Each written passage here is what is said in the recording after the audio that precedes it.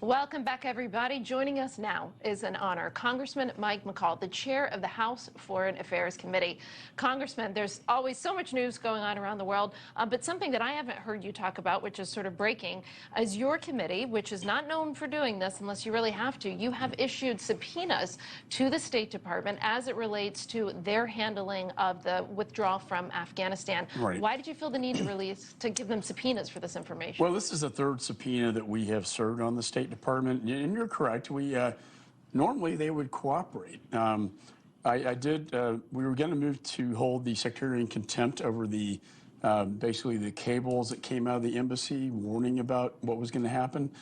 In this case, the after-action report that was developed by a former ambassador. The underlying documents, for whatever reason, they just refused to turn this over. And since last January, we've been very, I would say, patient with them. And now it's been almost 7 months, and they will not turn the documents over, so we served the subpoena. Have they given you a reason why they're not turning them over? But I suspect, as you know, you worked at the State Department. It involves emails, cables, all the underlying information that went into the after-action report. I think there's something there that's embarrassing, obviously, but the American people deserve to know. I was with the 13 servicemen and women's parents just the other day, and it was very powerful and very emotional to be with them. And they deserve answers, and they deserve accountability with respect to what happened. And the American people deserve that as well. Well, we're coming up on the 2-year anniversary of the fall of Kabul. Hopefully, you'll get to some of those answers of the State Department. Staying somewhat in the region, heading over to the Middle East, you know, there's a very weird story that I think has gone a little underreported, and that is that Rob Malley, who is this administration's Iran envoy, it seems that he has been fired or maybe temporarily put on leave. He himself tweeted that he lost his security clearance. Do you guys have any clue what's going on there? Yes, and would you please share? It's very well. You lived in the classified world, so. But I will tell you that we tried to get him. He was he's the chief negotiator for the Iran deal, as you know. He was the architect of the JCPOA. He was the one in touch with the Iranians. Has the highest level of security clearance, classified secrets. What's very disturbing is that we tried to get him to testify before our committee, come in, give us classified briefings. Conveniently, he would not appear. Now we know why he didn't show up. What I'm deeply concerned about is because he had access to these very high-level sensitive documents and information, that if he turned that information over to a foreign nation adversary, like, say, Iran or Russia, as you know, that really would constitute an act of treason.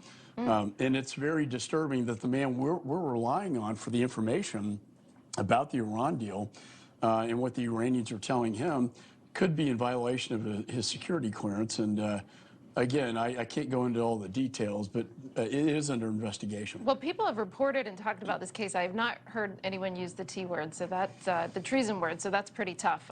Blake, go ahead. I know you have I feel like I'm in a briefing here between the State Department and the House Foreign.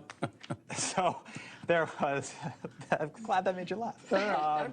So there was pretty big news in Ukraine, Russia. Russia pulling out of the grain deal. Earlier this week. Now we know that there's sea mines in the Black Sea and that there's worries about that. Russia essentially saying if ships go into Ukrainian ports, they now view that as sort of a next level escalation. When you look at the Black Sea, Congressman, there are several NATO nations, you can see on the map here, that border the Black Sea. Is there any worry from your end that if there's an escalation between Russia and one of those ships from one of those nations, that NATO could get pulled in here and thus the United States, and thus there's an escalation? Oh, sure. We've been worried about that scenario since the inception of the Russian invasion into Ukraine. I was with Speaker McCarthy in Romania at our NATO port there on the Black Sea. I went into Ukraine, been to Poland many times.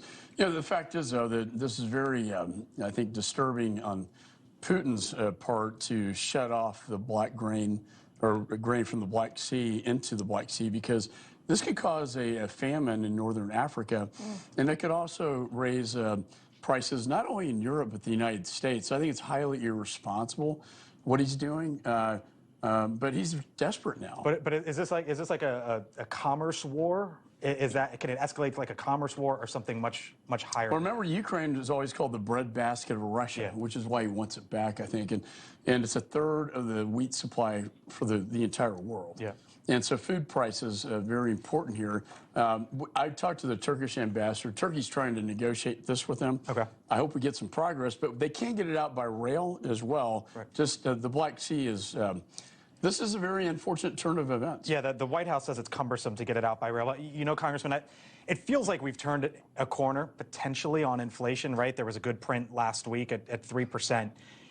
And I just wonder, with us sort of turning a corner on inflation, hopefully, are Americans going to feel the effects of this at the grocery stores here? Because we're already seeing wheat prices jump, right? And that's sort of the last thing we want is a reversal on the inflation front. Well, that's correct. I think we will. How bad? It affects the entire global food market. And again, I think the region will get hit the hardest will be Northern Africa. It could set them off into a famine. I've met with the World Food Program. You know, David Beasley was the head of that. He negotiated the deal with Putin. I hope we can make some progress. But the fact is, we will feel this here in the United States. So I can't let the Foreign Affairs Committee chair come without asking you about China. Last question here, we have to. You know, so there has been actually a sea change in this administration's policy towards China. Some of it, they were keeping Trump-era actions towards China. But the last 6 weeks, we have seen 4 Biden administration officials go to China. They're trying this strategic engagement. I don't really know what that means. What are they getting out of this, and why did they shift policy on China? You know, I think they thought they want to thaw the Cold War, if you will, with China. But, you know, I look at what, you know, Secretary Pompeo, who you worked with, you know, you don't go to the negotiating table out of weakness. You go out of strength and leverage. They stopped sanctions on China. They stopped export controls, like, say, to Huawei, just for the sake of having a meeting. This is very disturbing to me. And this comes on the heels of the spy balloon. Now we got wind that there's a spy station in Cuba. And also, as you know, the State Department, now all these hacks at Secretary of State, you know, in the State Department, in the East Asia Pacific Division, hacking them to know what's going to happen both before, during, and after these meetings. You can't trust them. You have to go in clear-eyed, and you have to go in with strength and not weakness. And I'm afraid, typically with this administration, it's out of weakness. Well, you are certainly going to do your job and provide oversight on China and all the issues we talked about. Thank you so much. It's an honor to have you here, Congressman Mike McCaul. Thanks for having me. Thank you. Appreciate it.